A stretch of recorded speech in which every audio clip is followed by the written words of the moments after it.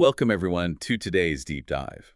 Looking back at the early days of the Black Clover manga, the major hurdle that fans faced was, well, Asta himself. Right, the screaming. Oh man, the screaming. He hit the scene with zero magic, a rusty sword, and lungs that sounded like a literal jet engine in every single panel. Yeah, critics immediately wrote the series off as like a really loud, derivative Naruto clone. Exactly. But diving into our sources today, our mission is to unpack Yuki Tabata's decade-long journey to this epic conclusion.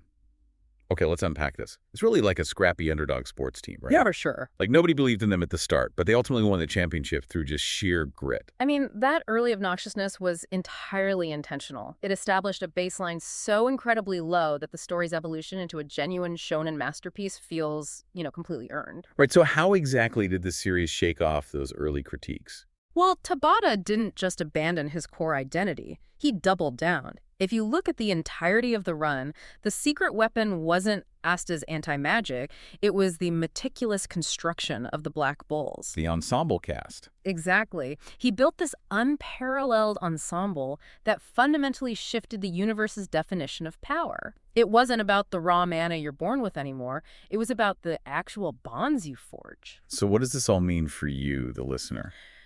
Well, the Black Bulls headquarters basically became a universal home for outcasts. If you've ever been told you have zero potential, you can relate to Asta working 10 times harder than the chosen ones. Yeah, what's fascinating here is the focus on utility and specific countermeasures rather than just, basic power scaling. The Black Bulls aren't just cheering from the sidelines while the hero fights. Right, they actually get their hands dirty. Take Magna, for instance. He's a peasant with extremely low mana facing down these god-tier enemies. And he doesn't just suddenly unlock a massive power-up to punch harder, right?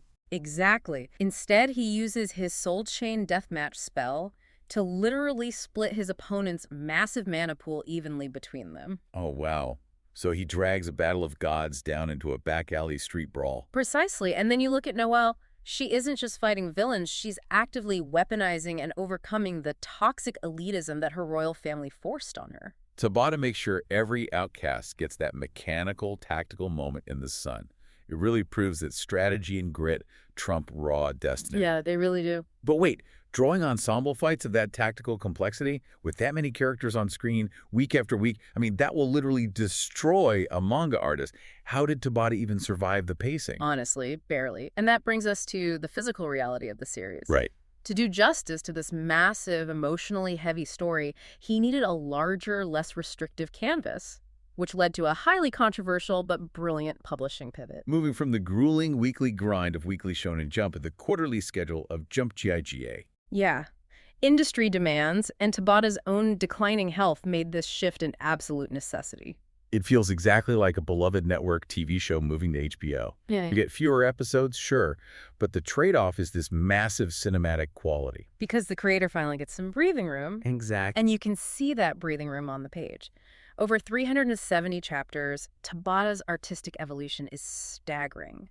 The intricate Ultimate Wizard King arc really showcases this. Oh, absolutely. In the final battles against Lucius Sagradas, he utilizes these incredibly heavy blacks and swirling demonic energies. It makes the fights feel genuinely world-ending. The paneling becomes so complex, yet the emotional expressions remain so raw and human. It's like watching a mage go from casting a basic flicker of light to detonating a supernova. It really is. And while the manga has closed its covers, Asta's legacy, written in anti-magic ink, lives on.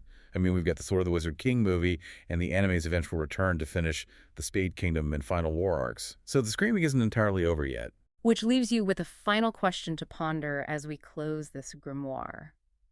As we celebrate Tabata's incredible finale, could Black Clover's successful pivot to a quarterly schedule signal a necessary industry-wide revolution? That's a great point. Does giving these scrappy, overworked creators the time they actually need to rest prove to be the ultimate secret to producing the highest quality art?